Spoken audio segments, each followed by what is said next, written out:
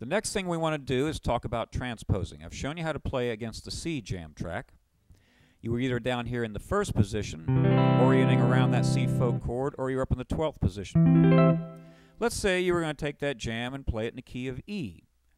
Step 1 would be to determine where E was on the 5th string, which is in the 7th fret. You place your 4th finger on there. You then finger this C form chord, again the first letter of the word caged, and that is your area of activity. And then you have the arpeggio. That's where you're going to get all your chord voicings and your notes from. Now that's level 1. I'm going to break this up into some different levels. Level 1 is just using the 3 components of the triad, the root, 3rd, and 5th. Here's the E jam track, and I'll demonstrate what I just showed you.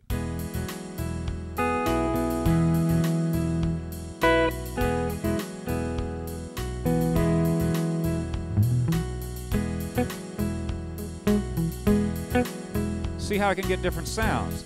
I can play double stops, pairs of notes, any combination, let them ring together and get a beautiful harp style sound, or I can play those pizzicato, palm mute, bubble parts, whatever I need.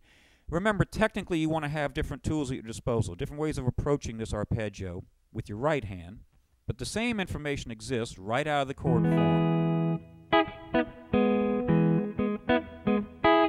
Again, let's say the jam track was in the key of G. Where do we go? Look at the 5th string, find G on the 5th string, which is in the 10th fret. You place your little finger there. Now we're up in the 7th position. Now remember, position means the number fret that your index finger is in. But you're locating this whole thing with your 4th finger on the 5th string. Here's the jam in G major.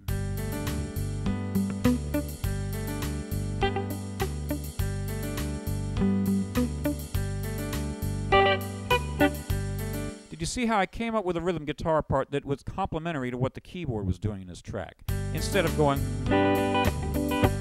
There's nothing wrong with that, but that's just one approach. Take it a step beyond seeing a chord and just strumming it. The best thing for you to do is always start lean. Play fewer notes, listen to how it fits against the track, think rhythmically, find your spot, and express yourself, and leave room for someone else to play something.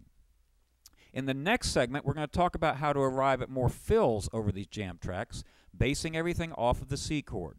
I'm going to show you how to see a pentatonic scale that will always reside on this chord form.